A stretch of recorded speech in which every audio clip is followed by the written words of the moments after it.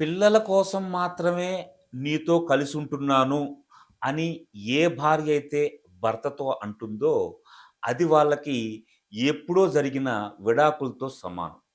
ఎందుకంటే, ఆడవాళ్ళని సుఖపెట్టకపోయినా పర్వాలేదు కానీ, వేధించటం, బాధ పెట్టడం అనేది పద్ధతైన విషయం కాదు. నిజంగా చెప్పాలి అంటే, నిజమైన మగాడెవడో కూడా అలా చెయ్యకూడదు. ఎందుకంటే, వాళ్ళ తల్లిదండ్రులని, వాళ్ళ బంధాలని, బంధుత్వాలని అన్నీ వదిలేసి నీ ఇంటికొచ్చి, నీకోసం అహర్నిశలు శ్రమిస్తుంది. అలాంటి వాళ్ళని నువ్వు వేధించటం, బాధ పెట్టడం కరెక్ట్ అయిన పని కాదు.